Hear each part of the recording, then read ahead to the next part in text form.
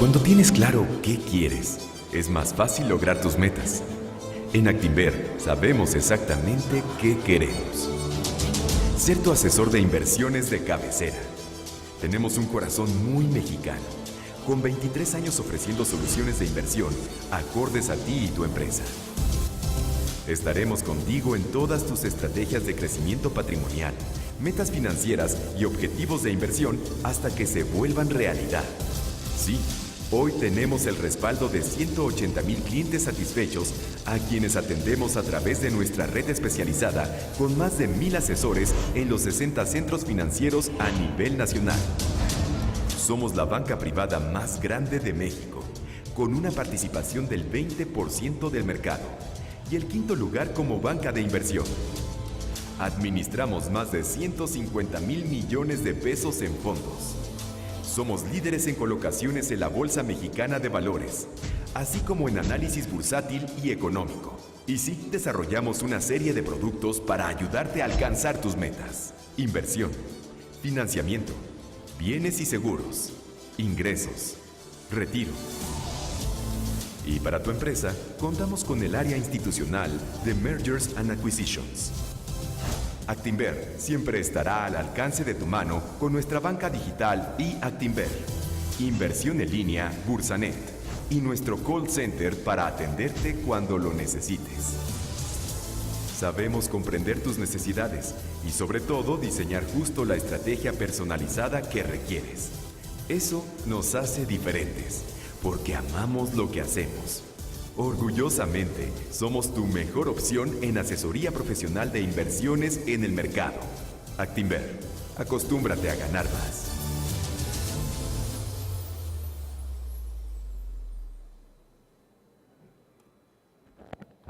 Muy buenas tardes.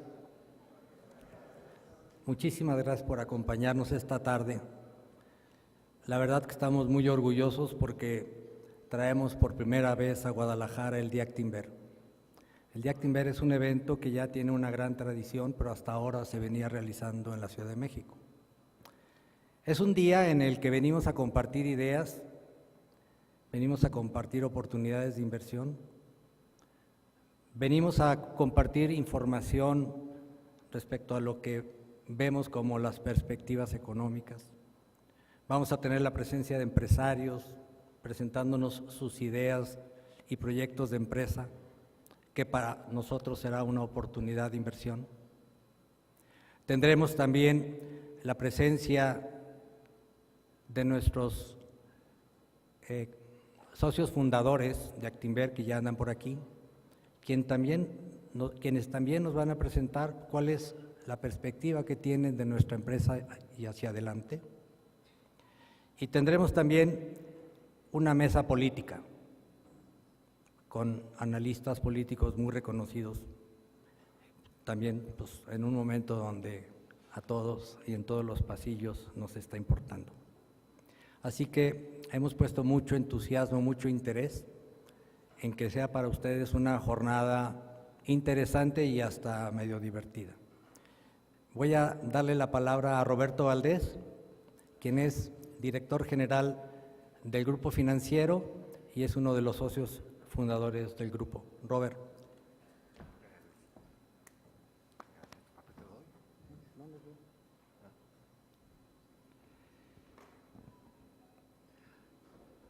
Primero que nada, agradecerles que se tomen un tiempo para estar hoy con nosotros. Agradecerles la confianza a nuestros clientes y venimos a ratificarles con resultados esa confianza.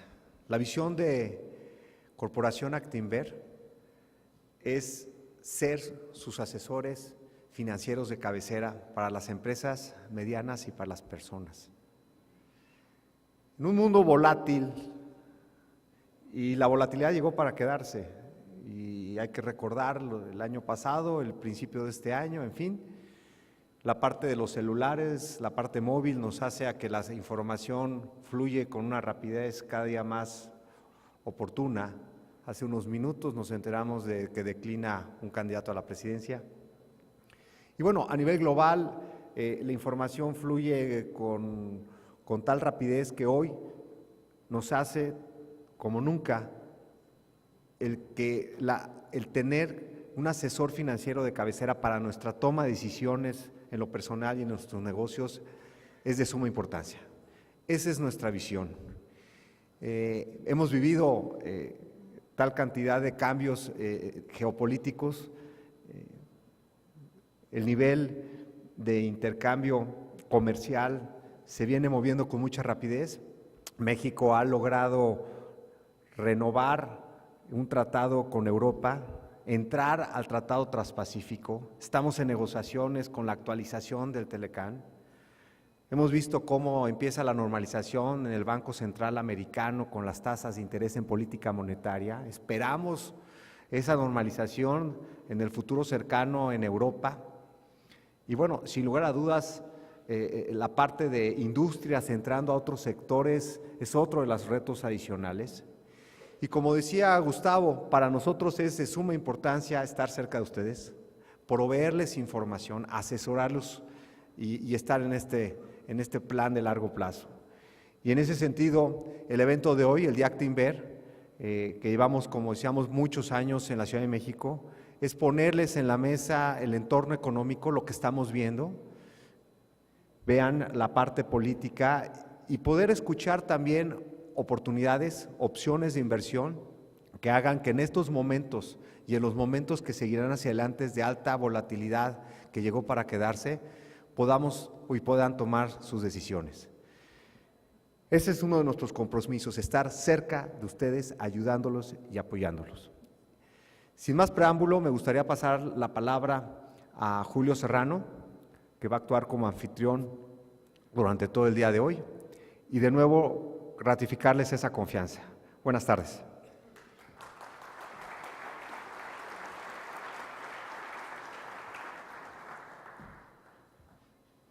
Bueno, buenas tardes a todos. Es un gusto tenerlos aquí el día de hoy con nosotros. Ya Roberto ahorita comentó todo el entorno que está alrededor de México, tanto temas internos como temas externos. El día de hoy voy a fungir como el moderador de todas las pláticas, tanto de ahorita de economía, luego de las empresas que van a exponer, que consideramos muy buenas opciones de inversión, y finalmente con la mesa política, que yo creo que hoy también todos nosotros tenemos muchas preguntas que hacerle a Leo, a Héctor y a Javier Tello, ¿no? Sin más ni más, le voy a dejar la palabra a Enrique Covarrubias. Enrique es nuestro director de Estrategia y Economía y nos va a dar una visión de cómo ve México en el mundo para los siguientes 24, 36 meses. Muchísimas gracias.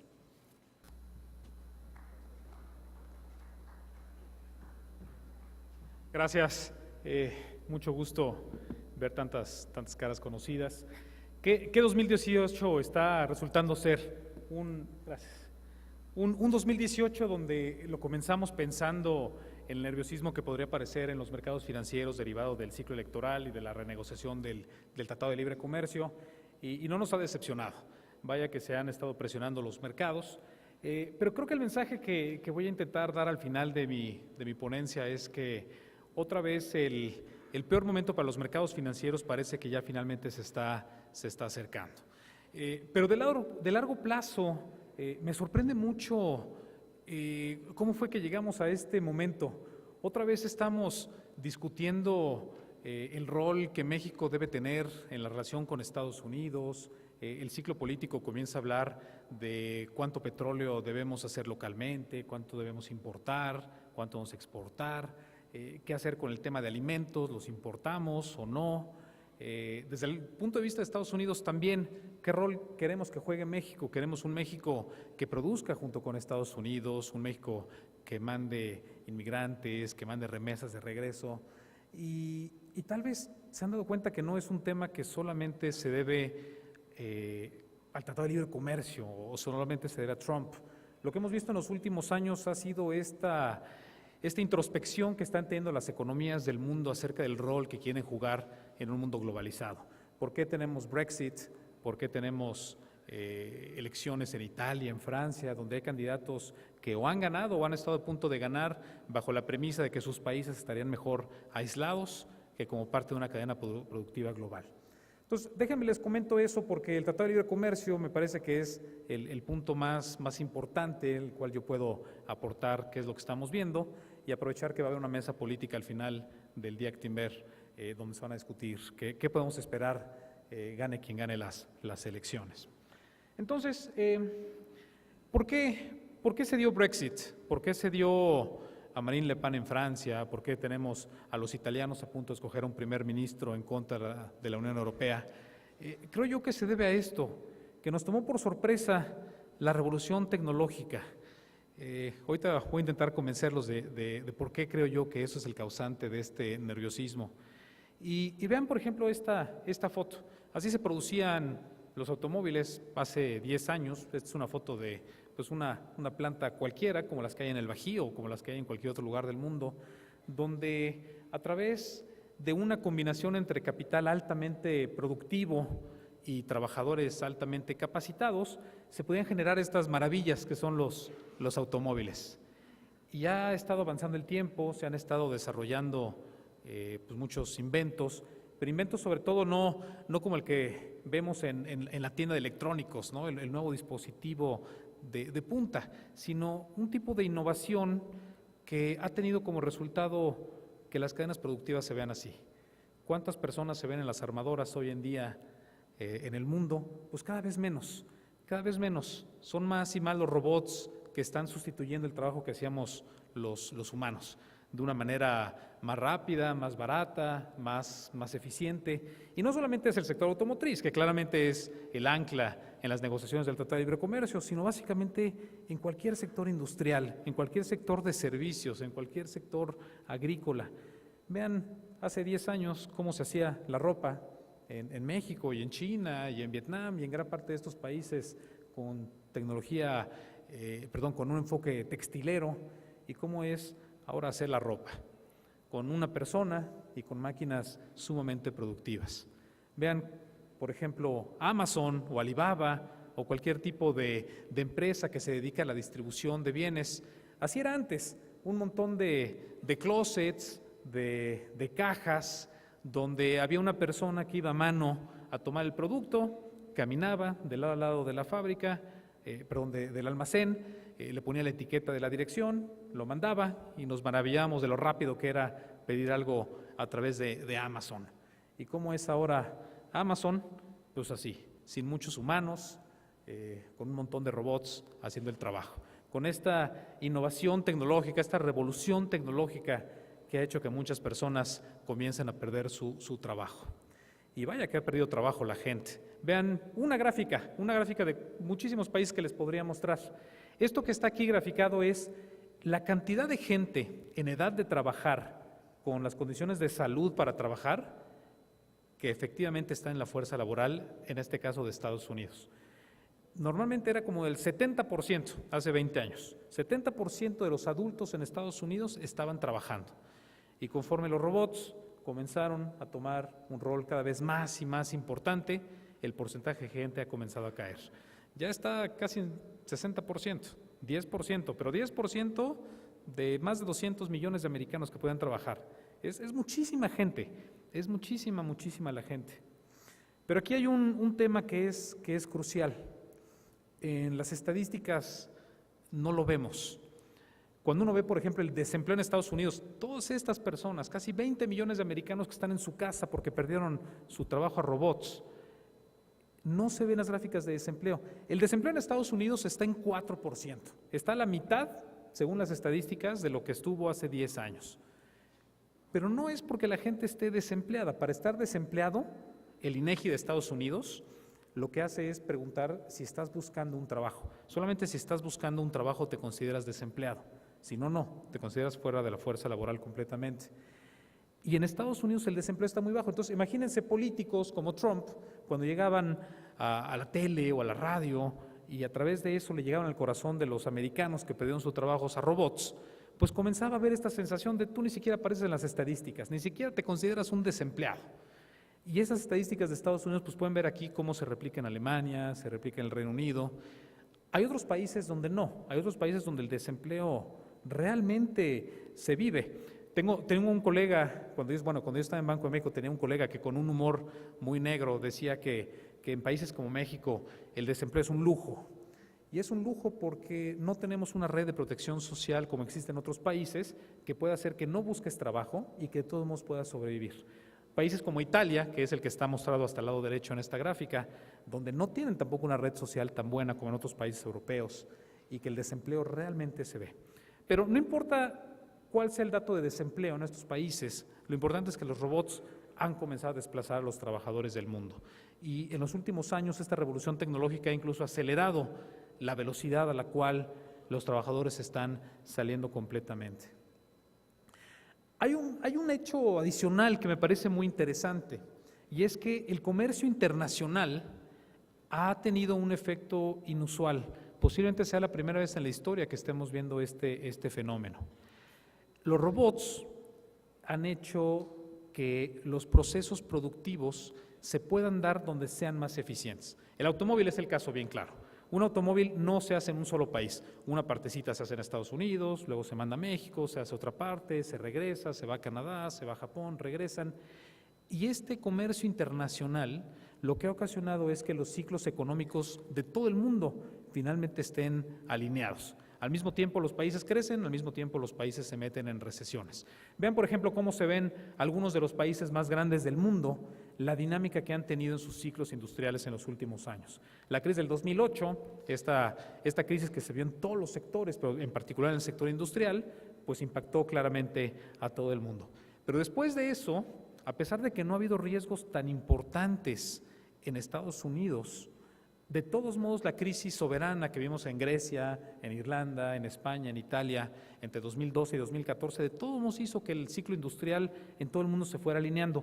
Y luego tuvimos una tercera mini recesión industrial, que tal vez no ha estado mucho en los medios, pero entre 2015 y 2017, gran parte de los sectores industriales del mundo tuvieron una mini recesión. Y no es coincidencia que esta sincronización de ciclos económicos también haya resultado una sincronización de ciclos políticos. Ciclos políticos en los cuales, aprovechando que la gente estaba descorazonada fuera de la fuerza laboral, pues hiciera que mucha gente quisiera aprovecharlo para ganar votos. Y en este 2016, pues es también el momento en el cual hemos tenido a gente como Trump y prácticamente en todo el mundo en estos últimos años.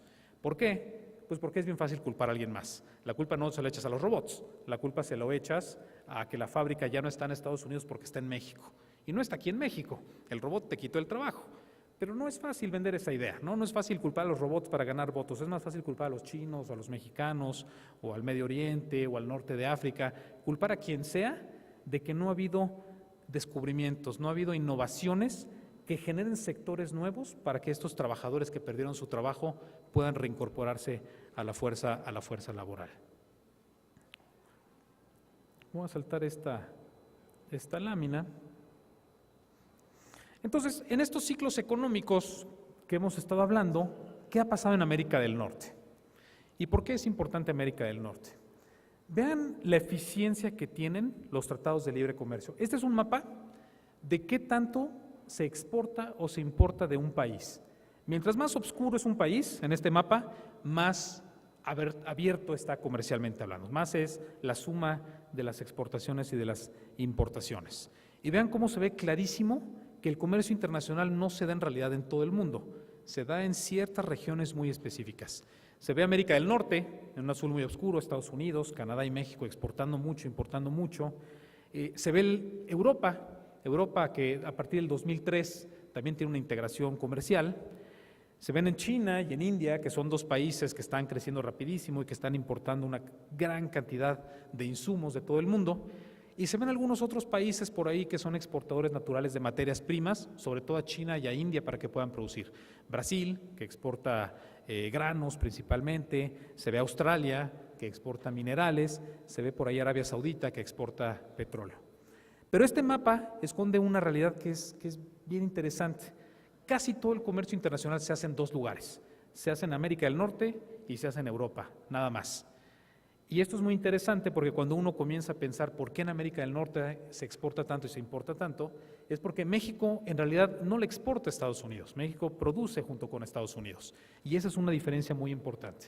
Cuando hay tratados de libre comercio como la Unión Europea o como el Telecan, lo que hacen es que las cadenas productivas sean sumamente eficientes. Son tan eficientes que en México se producen automóviles que son carísimos, que son bien difíciles de mover y que a pesar de lo caro que es producir automóviles en Estados Unidos, de todos modos somos tan eficientes que un país como China, con una mano de obra tan barata, no logra competir con nosotros. Y esas son las dos regiones más importantes. Uno puede ver en el tiempo, por ejemplo, qué regiones del mundo son las que tienen mayor apertura comercial, es decir, mayor producción conjunta. Gran parte del comercio internacional se hace en Europa, gran parte del comercio internacional en segundo lugar se hace en América del Norte y muy poquito en realidad se hace en otros lugares. Son las dos regiones más productivas porque no se exporta y no se importa, se produce en conjunto. Entonces, no es sorprendente que en este momento en el cual estamos produciendo de una manera conjunta, que la economía del mundo está creciendo a buenas velocidades, México creciendo al 2,5%, Estados Unidos creciendo al 3%, estemos hablando no de poner aranceles, estamos hablando de romper cadenas productivas. Ahora, vean por ejemplo en esta lámina. Esta es una lámina que a mí me gusta mucho. Ahí están graficados unos puntitos que son países entre 2011 y 2016. En el eje horizontal está graficado qué tanto exporta e importa un país. Y del lado del eje vertical, qué tanto crece un país. Y vean cómo es clarísima la relación. Mientras más exporta e importa un país, más crece. Y no porque la exportación sea buena o porque la importación sea buena, sino porque en la medida en la cual un país decide apostarle a la globalización, decide exportarle a producir de manera conjunta con otros países, buscando amistades, buscando inversiones compartidas, esa es una de las principales fuentes de crecimiento que se pueden encontrar. Y vean un ejemplo, no sé si lo alcance a leer hasta allá atrás, pero les comento un poco qué es lo que dice esa gráfica. Vean, por ejemplo, estos 4 ejemplos de qué es lo que exportan e importan en las regiones más grandes del mundo. La Unión Europea, por ejemplo, que es la primera, de arriba del lado izquierdo, las principales exportaciones que tienen, vean cuáles son: automóviles, aceites, aeronaves, automóviles y aeronaves. ¿Qué produce Alemania de exportación? Pues automóviles, partes automotrices, aeronaves. ¿Qué exporta Japón? Automóviles, máquinas, partes automotrices. Los 3 lugares más importantes del mundo, quitando Estados Unidos, la Unión Europea, Alemania y Japón, se dedican a exportar una cosa, que son automóviles y sus componentes. No porque exporten automóviles, sino porque producen automóviles junto con sus países vecinos. Y esta es una diferencia bien importante. Un país que está creciendo, pero que obviamente le falta mucho desarrollo, es un país como China. Y vean cuánto exporta de automóviles China. Nada. China no es un país que ha logrado integrarse a las cadenas de valor del mundo, no ha logrado encontrar cómo juntarse con un país como Japón o como Corea, que son sus vecinos, y no tiene un tratado de libre comercio con ellos que pueda garantizar este tipo de inversiones. ¿Ya qué se parece más México? ¿Se parece más a China o se parece más a Alemania? Pues resulta ser que nos parecemos más a Alemania. Sí es cierto que le exportamos mucho a Estados Unidos, 81% de lo que le exportamos va a Estados Unidos. Pero ¿qué es la principal fuente de exportaciones que nosotros tenemos? Otra vez, en primer lugar, automóviles. En segundo lugar, partes automotrices y en tercer lugar, camiones. Otra vez, los sectores de mayor valor agregado. Estos sectores que todo mundo se pelea, que Trump dice que ya no quiere que se produzcan automóviles en México, sino que se produzcan en Estados Unidos, es por lo eficiente, por lo difícil que es, por lo importante que es la creación de un sector que requiere de una mano de obra altamente calificada, de infraestructura y por lo tanto todos los beneficios que vienen acompañados de producir este tipo de bienes. México es un país que vaya que le ha apostado a la apertura comercial. México es el que está en medio, obviamente, y lo que está ahí graficado en el tiempo es qué porcentaje del Producto Interno Bruto es la exportación más la importación. Y vean cómo México, que era un país altamente cerrado, especializado solamente en una cosa, que era exportar petróleo a principios de los 80s, cuando se firmó el Tratado de Libre Comercio, le apostamos a integrarnos a Estados Unidos para obtener sectores de mayor valor agregado. Y México, de un 20% que representaba esta apertura comercial de su economía, pues está actualmente en niveles cercanos al 80%. No hay un país en el mundo que tenga más apertura comercial que nuestro país. No hay un país que tenga más tratados de libre comercio firmados que nosotros. Estamos negociando un tratado de libre comercio, pero tal vez pasó desapercibido que también firmamos otros 2 tratados este año. Firmamos un tratado básicamente con todo el Pacífico, este famoso TPP, y acabamos también de renovar nuestro acuerdo comercial con Europa. México me parece que le está apostando a lo adecuado, que es buscar que los sectores de mayor valor agregado se hagan aquí a través de encontrar en las cadenas de valor productiva los pedazos de estas cadenas que podemos hacer de una mejor manera. Ahora, ¿Estados Unidos no le ha apostado a esto? Sí, claramente le ha apostado a esto. Vean, por ejemplo, esta gráfica, el porcentaje en cada estado de sus exportaciones, a dónde van. Y vean cómo para gran parte de los estados de Estados Unidos, más de la mitad de sus exportaciones van o a Canadá o a México. Para gran parte de los productores y de manera importante para gran parte de los trabajadores de Estados Unidos, su principal destino de exportación o somos nosotros o somos los canadienses. Y de hecho uno puede ver, por ejemplo, por país, no si es el Tratado de Libre Comercio o no, sino exactamente en qué país. Canadá es claramente el principal destino de las exportaciones de Estados Unidos, son los estados rojos, pero en segundo lugar es México. Y este mapa es muy engañoso porque parece que son pocos los estados en México. Lo que pasa es que estos son estados gigantescos en el tamaño de su economía, como California y Texas, y una cantidad importantísima de empleos están ligadas a las exportaciones a México. Nada más en Texas, directamente las exportaciones que van a México representan 500,000 empleos directamente, sin tomar en cuenta todos los beneficios de ingresos que tiene para esos trabajadores estar exportándole a nuestro país. Y también uno puede ver en monto las exportaciones que van hacia nuestro país, de dónde vienen, por qué son tan grandes. Y vean, por supuesto, que las exportaciones vienen de 3 lugares. La frontera, principalmente Texas, pero también ahí se alcanza a ver arriba Michigan, el único estado que está en el norte de un verde muy fuerte. ¿Qué es lo que se hace en Michigan? Automóviles. Otra vez, vean cómo esta historia de automóviles, de sectores de alto valor agregado, se está repitiendo y repitiendo y repitiendo. Vamos a saltar una. Entonces, ¿cómo es posible que haya llegado un señor como este a decir, quiero cancelar un tratado de libre comercio? Es factible. Tal vez han escuchado que hoy o mañana, no dependiendo de quién le crean, era la fecha límite para negociar el Tratado de Libre Comercio. Hoy te hablamos un poquito de qué es lo que viene respecto a esta negociación, pero lo importante es que no es que el comercio internacional sea una mala idea, es una excelente idea. Y mientras más le apuesta un país a las exportaciones, a la producción compartida, más crece un país. Lo que pasa es que es bien fácil vender, como les mencioné al principio, esta idea de que las exportaciones son malas para poder ganar votos. Lo interesante es que en casi cualquier elección de este tipo hay una manera muy clara de identificar votos. Los estados que crecen son los estados que le apuestan al incumbente, sea quien sea, y aquellos estados que no crecen son los estados que le apuestan a un cambio. No sé si les suena también aquí en México esa filosofía. Y ven en Estados Unidos el mapa. ¿Se acuerdan que les enseñé esta gráfica de una mini recesión que vimos por ahí de 2015-2016? Pues no es coincidencia que sea en este 2016, cuando también se dio la elección de Trump, que haya ganado.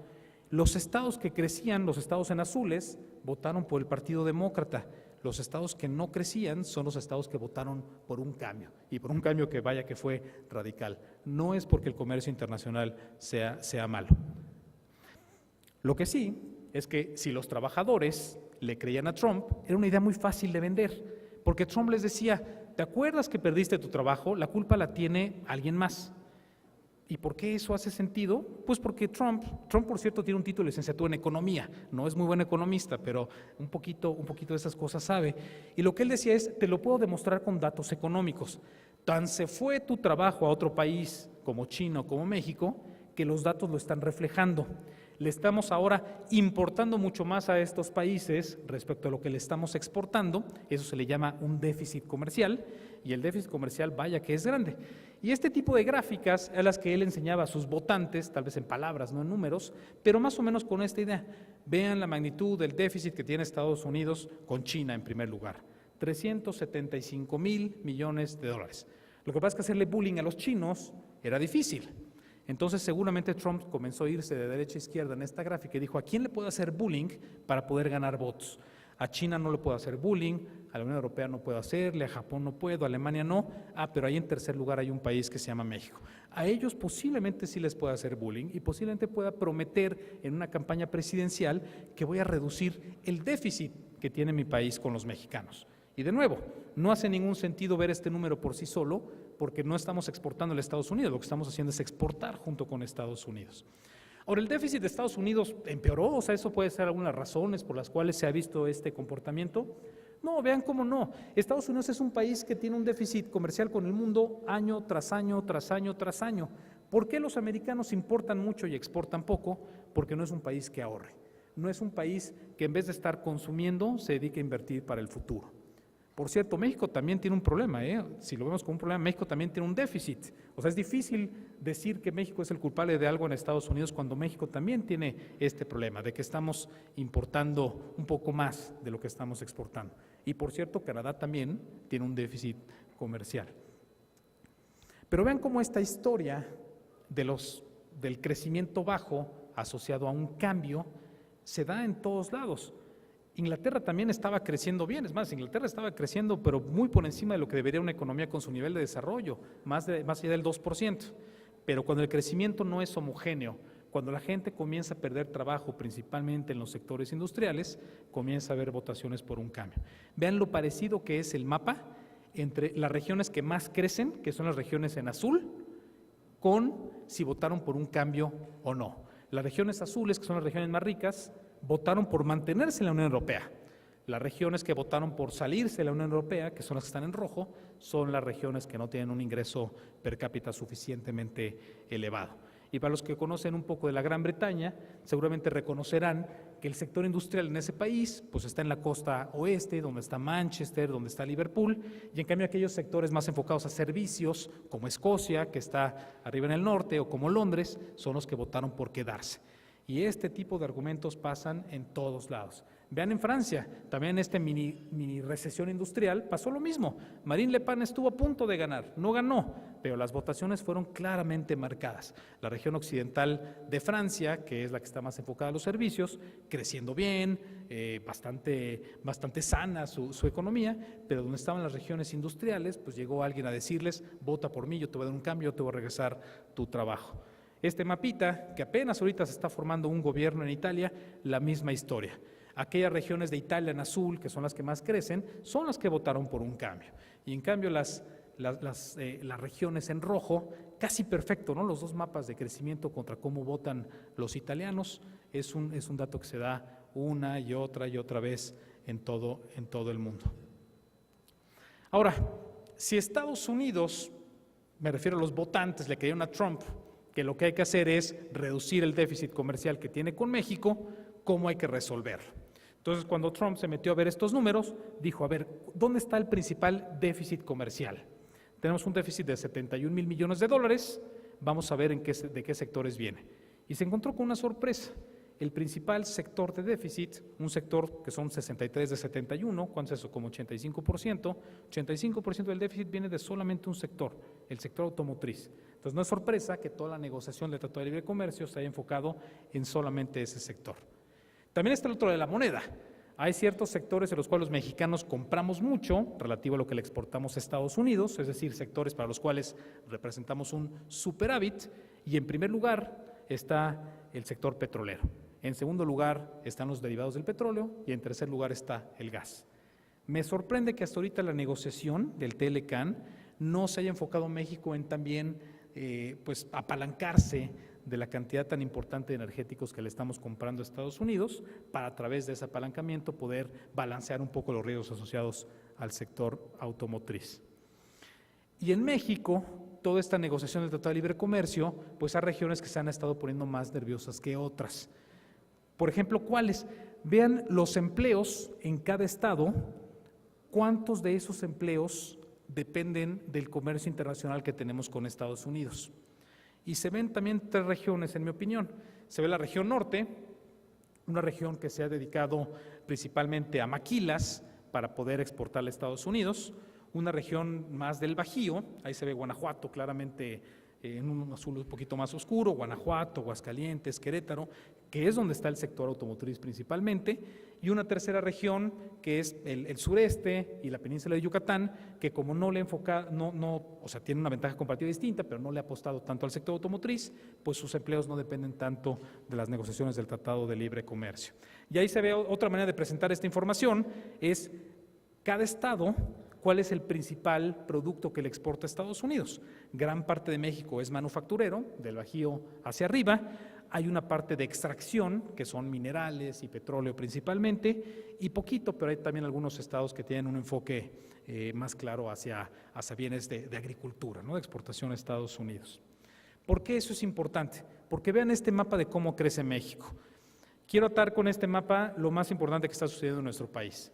Hay estados que están creciendo muchísimo, hay estados, por ejemplo, aquí se ve hasta arriba Puebla, Aguascalientes, que le han apostado al sector automotriz, que son los estados que si creyéramos que el Tratado de Libre Comercio podría terminarse, serían los estados donde podría haber mayor riesgo. Ahorita les voy a decir por qué creo que no, pero hay otros estados más al sur y al sureste que no están creciendo, que son aquellos que le han apostado a las industrias extractivas, como les enseñé en el caso pasado. Sí es cierto que es un riesgo el Tratado de Libre Comercio, pero vean cómo aquellos que le han apostado al comercio internacional, pues otra vez son aquellos estados que más crecen. Y los que no le han apostado a un enfoque claramente de producción compartida, pues son aquellos estados que no están creciendo. Y así como les enseño este mapa, también me gustaría que tuvieran presente el ciclo electoral. Aquellos estados que crecen son los estados que apuestan por una continuidad en el modelo económico, mientras que el otro de la moneda, los estados que no crecen, son aquellos que buscan un cambio. Y por eso es que ha sido tan difícil predecir el resultado de estas elecciones, porque hay estados que crecen arriba, por ejemplo, Puebla creciendo casi al 8%, y del otro de la moneda un lugar como Tabasco con 10% de recesión. 10%, quiere decir que el 10% de su economía se borra cada año. Vean cómo está tan polarizado el crecimiento de nuestro país y tan polarizado, por lo tanto, las preferencias electorales también. Entonces, estamos negociando. Esta foto a mí me gusta mucho porque está ahí Chrystia Freeland con una cara de ¿qué rayos está pasando? ¿Cómo es posible que todo esto sea tan bueno para todos y tengamos que estar enfrentándonos a esta situación? ¿Qué es lo que yo creo que viene hacia adelante? ¿El Tratado de Libre Comercio se va a firmar sí o no? Sí, yo creo que sí. Hoy parecía que era una fecha límite, pero no, en realidad no es una fecha límite para nadie. Lo que pasó es que Paul Ryan, el presidente de la Cámara en Estados Unidos, dijo: tenemos ciertos tiempos y si me presentan una propuesta por escrito que esté aprobada por los 3 países a más tardar el 17 de mayo de esta semana, entonces los tiempos sí dan para que se pueda concluir la negociación este año. El riesgo es que si no me lo presentan, puede ser que se tenga que recorrer parte de las autorizaciones hasta el próximo año, y el próximo año va a haber un congreso nuevo porque hay elecciones en Estados Unidos en el mes de noviembre.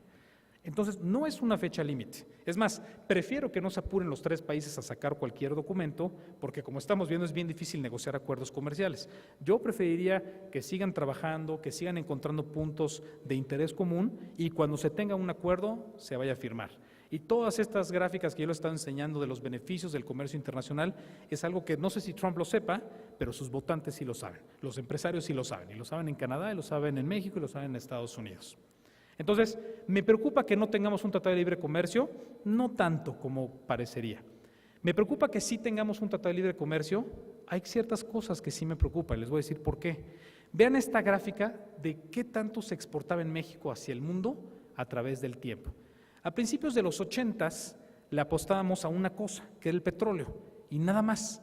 Muy poquito de nuestras exportaciones eran del color verde, que son las manufacturas. Era obvio que no debíamos concentrarnos en solamente el petróleo, era obvio. Poco a poquito México comenzó a integrarse a cadenas productivas globales y comenzamos a especializarnos, sobre todo cuando firmamos el Tratado de Libre Comercio de América del Norte, en un sector que eran las maquilas. Y las maquilas pues, nos permitieron sobrevivir un rato más hasta que China comenzó a exportarle al mundo y las maquiladoras, sobre todo de la frontera, pues desaparecieron. Era obvio que no debíamos apostarle solamente a las maquilas y que debimos de buscar un sector de más valor agregado. Hoy en día, vean el color verde, estamos más enfocados al sector automotriz hoy en día de lo que estuvimos enfocados al sector petrolero a principios de los 80s. Y aparentemente no es obvio que no debíamos solamente apostarle al sector automotriz. Las primeras fotos que yo les enseñé, me parece que ese sí es el futuro de nuestro país. Si le apostamos solamente a un sector, por más valor agregado que tenga, el día que vengan automóviles eléctricos, el día que veamos un cambio tecnológico en tantas cosas que vemos todos los días, y México no se sube a ese tren de la revolución tecnológica, ahorita el Tratado de Libre Comercio nos va a salvar hasta que venga el siguiente gran cambio. Entonces, yo creo que es una buena oportunidad para sobrevivir este ambiente, pero también de replantearnos qué es lo que queremos. Déjenme les muestro nada más una última gráfica antes de pasar a los pronósticos económicos y con eso voy a concluir. Cada que sale algo mal en las negociaciones del Tratado de Libre Comercio, el tipo de cambio ha estado reaccionando de una manera muy negativa. Pero me parece que una vez que le quede claro al mercado de que esta famosa fecha límite no era una fecha límite y que vamos a llegar a un acuerdo, eventualmente los mercados financieros van a regresar. De todos modos está el ciclo electoral, pero la evidencia histórica nos dice que no importa en qué país te fijes, no importa quién gana las elecciones, alrededor de un mes antes de las elecciones es el momento de mayor nerviosismo. Quien sea que vaya a ganar poco a poquito va a comenzar a sentarse con empresarios, va a comenzar a dar más detalles de su plan económico. Y otra manera de decirles esto es, me parece que los principales riesgos económicos para nuestro país poco a poquito están cediendo y estamos o ya o a nada de encontrar ese peor momento. ¿Cuáles son las expectativas que nosotros tenemos para la bolsa? Lo que está ensombreado del lado gris, del lado derecho, es el pronóstico. Pensamos que este mes, las siguientes semanas, tal vez ya pasó, el peor momento para la bolsa ya llegó. Poco a poquito el nerviosismo del Tratado de Libre Comercio va a comenzar a desaparecer, poco a poco el nerviosismo electoral va a comenzar a desaparecer y me parece que es un excelente momento para comenzar a replantearse la estrategia de invertir en bolsa. Cuando uno ve, por ejemplo, el tipo de cambio, es la misma idea. Ya está casi en 20 pesos el tipo de cambio. Y ya vieron hoy, por ejemplo, el anuncio de que Margarita renunció, no porque eso sea bueno o malo para el candidato, sino porque es parte de los ingredientes que hacen que poco a poco tengamos más información y logremos disminuir la incertidumbre. Y cada que se disminuye la incertidumbre, el peso mexicano se vuelve a apreciar.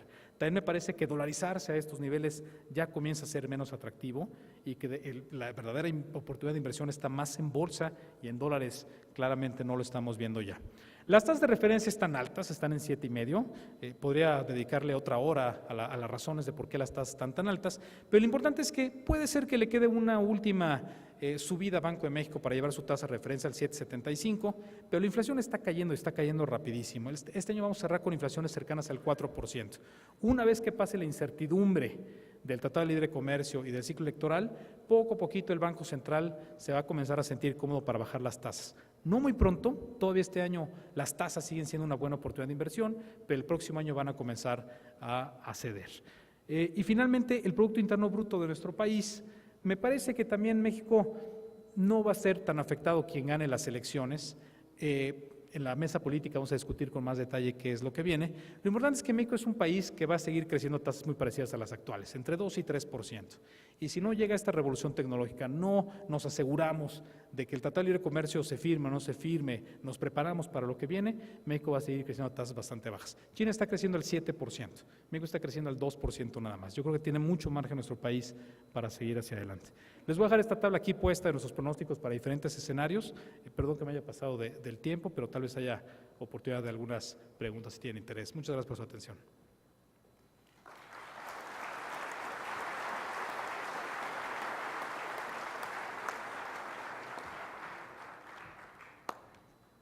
Bueno, muchísimas gracias, Enrique. Ahora vamos a pasar a la sesión de preguntas y respuestas. Aquí tienen el teléfono celular al cual, si tienen ustedes algunas preguntas, nos manden su pregunta para nosotros poderla contestar.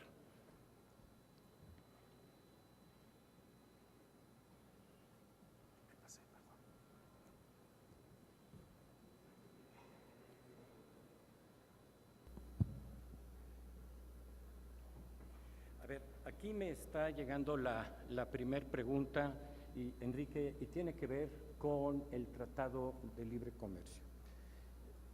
¿Qué piensas del sunset? Esto es, ¿qué piensas que los Estados Unidos pidan que cada 5 años se tenga que estar renovando el NAFTA y cómo nos podría perjudicar? Sí, o sea, una de las propuestas de Trump es que le gusta estar en control, le gusta poder mantener esta fortaleza de amenazar a cualquier país, de que si no hacemos las cosas que ellos que nos piden, el presidente de Estados Unidos, no se siente cómodo si no tiene esa fortaleza. Entonces, una de las propuestas que hizo Trump fue decir que se quiere reservar el derecho a Estados Unidos a que si se firma un tratado de libre comercio, cada 5 años en automático se acabe el tratado, a menos de que se vuelvan a sentar las mesas a negociar. Yo creo que él pensó que era muy fácil negociar un tratado de libre comercio y por lo que estamos viendo claramente no lo es. Ahora, esto es muy distinto a lo que existe actualmente. Yo creo que no es tanto, porque el Tratado de Libre Comercio tiene una cláusula, o sea, el tratado actual, una cláusula que dice que el ejecutivo de cualquiera de los 3 países en cualquier momento se puede salir. Lo único que tiene que hacer es mandarle una carta a los otros 2, avisando de su intención, y 6 meses después se acaba. Entonces, ¿ese nerviosismo existe? Pues sí existe, ¿no? También lo puede hacer México, también lo puede hacer Canadá, pero no creo que vaya a suceder. Ahora, Trump le quedan nada más 3 años, 2 años y medio de mandato. Entonces, creo yo, o espero yo, que no vayan a reelegirlo. Entonces, aunque se ponga esa cláusula de 5 años, es un riesgo que va a desaparecer. ¿Dónde está el riesgo? El riesgo está en que si un inversionista extranjero no tiene la certeza de que cuando construya una fábrica en México, si a los 5 años no sabe si va a tener un tratado de libre comercio y la van a volver a mandar a cambiar las reglas del juego, pues pueda decidir o no invertir o hacerlo en una menor medida, ¿no? Ese es el principal riesgo de nuestro país, yo creo. Sí, aquí tenemos otra pregunta y sigue teniendo que ver con el tema internacional y con la administración Trump. Y esta es, ¿qué opinas de los aranceles de acero que quiere imponer Estados Unidos al mundo? Sabemos que México, en la medida de que tuviera un NAFTA, estaría exento, pero ¿cuál es tu opinión al respecto? O sea, es un tema más general, no solamente los aranceles de estos dos productos.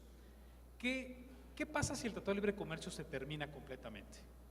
¿No podemos exportarle a Estados Unidos o qué sucedería? México y Estados Unidos somos integrantes de la Organización Mundial de Comercio. Es una organización que nos compromete a todos los integrantes a que podemos poner aranceles, los aranceles que se nos pegue la gana. Lo que no podemos hacer es diferenciar país por país. Si yo declaro un arancel para un sector, tiene que ser el mismo arancel para todo el mundo. Entonces, si se acaba el Tratado de Libre Comercio, lo único que sucede es que sí le podemos exportar a Estados Unidos, pero tal vez tengamos que pagar aranceles. La buena noticia es que los aranceles para los cuales, o los aranceles que más nos importan, que son aquellos asociados al sector automotriz, son aranceles bastante chiquitos, entre 2 y 3% nada más. Es decir, le va a salir entre 2 y 3% más caro a un comprador americano traer algo de México. Y nada más. Si el tipo de cambio se deprecia 2% o 3%, eso va a hacer que en el neto sea lo mismo para un comprador americano sin aranceles, con un tipo de cambio, que con aranceles, pero con un peso más depreciado. El tipo de cambio va a tener ese error. Aquí nos está llegando otra pregunta, y todos sabemos que en los siguientes días el gobierno mexicano y el gobierno americano han anunciado que se tendría que firmar un NAFTA para que se pudiera aprobar de manera rápida y no tuviera que entrar a las autorizaciones del Congreso americano hasta el 2019. Entonces, ¿qué probabilidades ves? La pregunta es, ¿qué probabilidades vemos de que se firme el NAFTA o se autorice un NAFTA antes de que concluya este plazo en mayo? Puede ser. A lo mejor lo dije muy rápido, pero también le puedo dedicar una hora a explicar cuál es el proceso en Estados Unidos para aprobar un tratado de libre comercio. Es complicadísimo. Déjenme hacerlo de una manera muy sencilla. En México, en primer lugar, los tratados de libre comercio los firma el Ejecutivo, los firma el presidente, bueno, los negocia el presidente a través de quien él quiera, en este caso el secretario de Economía, y lo tiene que ratificar el Congreso. Pero el Congreso lo puede ratificar en 5 minutos si así lo quieren. México no es el problema. En Estados Unidos es algo distinto, porque allá quien negocia los tratados comerciales es el Congreso. Lo que pasa es que si de por sí es muy difícil que un secretario o un representante comercial lo haga, ahora imagínense un Congreso completo negociando, es complicado. Cuando Obama comenzó a negociar el TPP, hace casi 5 años, lo que hizo el Congreso de Estados Unidos fue, por única vez, darle una facultad al presidente de negociar a cambio de algunas cosas. Esas cosas son es que una vez que le traen la propuesta de regreso al Congreso, tiene que pasar un periodo mínimo, no máximo, mínimo de tiempo en diferentes momentos para darle oportunidad a que la gente se queje. Entonces hay momentos en los cuales la Comisión de Comercio Internacional revisa cosas, momentos en los cuales los sindicatos, los empresarios, consumidores pueden dar opiniones. Por eso es que está la preocupación en el mercado de que si no se presenta esta semana, no les va a dar tiempo de que este año se pueda acabar todo este proceso tan largo. Paul Ryan salió hoy en la mañana a explicar una cosa que yo no sabía. Él de hecho fue el que diseñó esta secuencia de tiempos que tienen que suceder para que lo apruebe el Congreso, y él dijo algo que yo no sabía, y es que hay una partecita de 90 días que tiene el ITC, es la Comisión de Comercio Internacional de Estados Unidos, y que ese es el único pedacito en el cual ellos tienen posibilidades de reducir el momento. ¿Puede ser que se tarden más en hacer una propuesta? Sí, sí puede ser. Si se pasa el tiempo y no se firma este año es el fin del mundo, yo creo que para nada. O sea, yo creo que nada más si el cambio de Congreso se da en Estados Unidos, en vez de ser una mayoría republicana, probemos una mayoría demócrata, de todos modos va a haber los intereses de todos lados para que se pueda aprobar algo. Ok, aquí hay otra pregunta y tiene que ver, ¿qué pasa, qué resultados puede tener o qué impacto puede haber en la Bolsa Mexicana de Valores y en el peso mexicano el resultado electoral? Y esto tomando en consideración si hay alguna experiencia previa en otros países que hayan vivido algo similar. Sí, esa pregunta es muy interesante. Si gana un candidato, es distinto la expectativa que vamos a tener con respecto a si gana otro candidato. La historia sugiere que no tanto. No sé si recuerdan a Lula cuando ganó en el 2012 en Brasil. Lula no tiene nada de malo ser populista, ¿no? O sea, no es esa la razón por la cual el mercado se puso nervioso. Lo que ocasionaba que un candidato como Lula ganara en Brasil es que se generaba nerviosismo. Nerviosismo porque iba a ser un cambio en el modelo económico que había incertidumbre, y la incertidumbre pues hace que el precio de los activos financieros comience a caer. El peor momento en la bolsa brasileña, en el Bovespa, el peor momento en el real brasileño fue alrededor de un mes antes de las elecciones. Y conforme Lula comenzó a acercarse a los empresarios, comenzó a nombrar el gabinete, comenzó a dar detalles de cuál era su plan económico, el real se apreció y la bolsa se recuperó. No traigo unas gráficas de eso, pero la bolsa brasileña, todo lo que se perdió en 5 meses, los 5 meses previos a las elecciones, el peor momento un mes antes, todo lo que se perdió se regresó. Y para el real brasileño, una historia muy similar, como la mitad de lo que se perdió, la mitad se regresó, porque las divisas del mundo tienen un rol de ser la válvula de escape. Y así como pasó eso en Brasil, pasó en el 2011 en Perú, cuando Ollanta Humala también ganó, representó un cambio al modelo económico. Un ejemplo más claro es, ¿se acuerdan cuando ganó Trump? Que en enero llegó el peso a 22 y pues mucha gente decía, es que yo leí en el Sol de no sé dónde que el peso iba a llegar a 30, me preocupé, comencé a comprar más dólares, en el peor momento comencé a comprar más dólares, ¿y qué pasó? Que el peso se regresó a 17. Acuérdense, como inversionistas la historia es al revés. Cuando todo está muy mal, quiere decir que los precios de los activos son baratos y hay que comprar. Cuando las cosas están muy bien, quiere decir que los precios de los activos están muy altos y hay que comenzar a vender. Entonces, la visión que nosotros tenemos respecto a los mercados financieros mexicanos, tanto por las elecciones como por el Tratado de Libre Comercio, es que una vez que se llegue al peor momento, que sentimos que ya está, un mes antes de las elecciones es ya ahorita, ¿no? Tal vez la próxima semana, es el momento de comenzar, en mi opinión, a deshacerse de algunos dólares, de comenzar a comprar más del mercado accionario y aprovechar el entorno de tasas altas que va a existir todavía algunos meses más. Sí. Una pregunta que tiene que ver con tasas de interés. ¿Cómo vemos el escenario de tasas de interés a 12 y a 24 meses? Esto es para el caso mexicano, ¿no? El Banco Central le gusta que conforme la inflación vaya subiendo, las tasas vayan subiendo. Y también al revés, conforme las tasas van bajando, las tasas conforme la inflación va bajando, las tasas también van bajando. No sé si se acuerdan, en diciembre del 2015 tuvimos una inflación del 2%, 2.13% para ser exacto. Ha sido la inflación más baja de la historia de nuestro país. En ese momento las tasas de referencia estaban en 3% también, la tasa más baja de la historia de nuestro país. Ese diferencial de alrededor de 100 puntos base es un diferencial con el cual se siente cómodo el Banco Central. Ahora, si la inflación va a comenzar a caer este año, tocando niveles del 4%, en teoría el Banco Central debería tener una tasa de referencia de 5 a 6% y no más que eso. Lo que pasa es que este no es un año normal, es un año en el cual hay mucha incertidumbre y para apretar las condiciones monetarias, para que los inversionistas internacionales se sientan cómodos con el nivel de tasa que existe en México, pues el banco va a tener que esperarse a que lleguen las elecciones de julio, con una tasa que está entre 7,5 y 7,75, y a partir de ahí comenzar a replantearse cuando llegue el momento de disminuir tasas. Le gusta al banco que pasen al menos unos 6 meses para comenzar a disminuir las tasas. Entonces, tan pronto como diciembre de este año, yo creo que las tasas van a comenzar a bajar, es decir, este año van a cerrar todavía por arriba del 7%, pero que de largo plazo, el promedio de la tasa en México es una tasa que debe estar más parecida al 5,5%.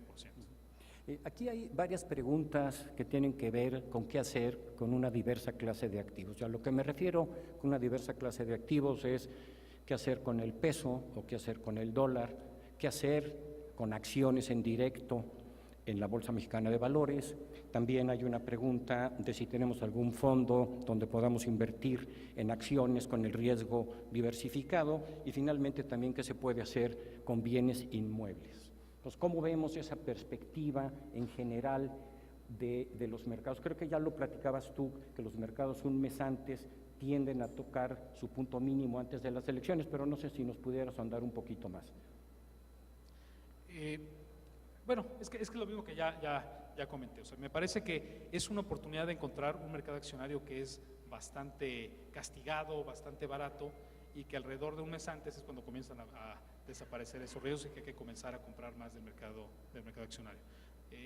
¿Fondos de acciones tenemos? Sí, tenemos muchos. Yo lo que les pediría es que cada uno de ustedes tiene una estrategia de inversión distinta, un perfil de riesgo distinto, necesidades de liquidez distintas, y que por favor se acerquen con su asesor en los siguientes días para que nos den la oportunidad de que los asesoremos de la mejor manera. Sí. Aquí hay otra pregunta que tiene que ver con el mercado. Bueno, ya la respondió Enrique de cómo ve las perspectivas una vez que se dé el resultado de las elecciones, pero yo creo que aquí también hablan de qué hacer o en qué empresas invertir, ¿no? Como parte del esfuerzo que estamos haciendo el día de hoy, les vamos a presentar a varias de estas empresas que son una inversión muy atractiva, tanto de mediano como de largo plazo, que les recomendamos que tengan en sus portafolios. Asimismo, en Actinver tenemos un grupo de compañías que se llaman las acciones favoritas de Actinver. Sus asesores se van a poner en contacto. Acabamos nosotros de revisar estas compañías el día de ayer bajo distintos escenarios, y hay empresas tanto blue chips como empresas de mediana capitalización que todas presentan un descuento importante y que presentan una perspectiva muy positiva, ¿no? Yo creo que hoy es el momento de ir entrando de forma paulatina al mercado. Creo que con esto es todo. Independientemente de que hoy no hayamos respondido a sus preguntas, aquí las tenemos registradas, y el equipo de análisis de Actinver en los siguientes días se pondrá en contacto directo con cada uno de ustedes y les responderemos uno por uno todas sus dudas. Aquí hay una nada más en adición de cómo ven los mercados americanos y si pudiera haber un ajuste importante de mercado en Estados Unidos en septiembre. En septiembre, Está muy lejos. Qué detallado. La economía de Estados Unidos está muy bien. Es una economía que está creciendo al 3,5%. Es más, es una economía que está creciendo tan bien que el Banco Central de ese país pues está comenzando a preocuparse de si no generará una inflación elevada en el corto plazo. Entonces, las tasas en ese país están subiendo. Yo creo que van a subir ahorita en junio, y en septiembre, y en diciembre, y ahí es cuando va a comenzar a ver un poquito más de apretamiento, ¿no? Con unas tasas ya tan altas, más cercanas al 3%, pues los americanos van a comenzar a salirse del mercado accionario para meterse al mercado de tasas. Una cosa que es muy importante es que Trump tuvo una reforma fiscal hace poco, y esa reforma fiscal lo que hizo fue traer dinero del extranjero. Pero cuando la economía está tan sólida como lo está haciendo en Estados Unidos en este momento, cuando llega dinero de fuera de las empresas hacen dos cosas: reparten dividendos y recompran acciones. Entonces, esa reforma fiscal, aunque no creo que va a tener un efecto económico importante, sí está teniendo un efecto en este momento de evaluaciones más interesantes en los mercados americanos.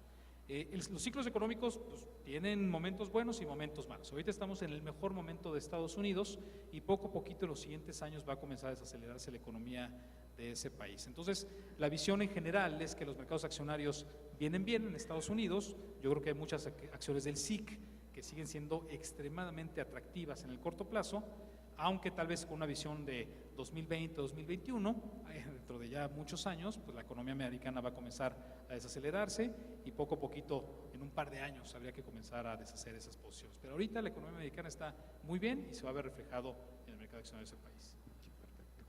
Pues bueno, muchísimas gracias, Enrique. Finalmente, aquí hay dos de las preguntas que qué opinamos de Cemex y Aeroméxico. Bueno, son dos empresas que tenemos en nuestro grupo de acciones favoritas. Más adelante les haremos llegar la información.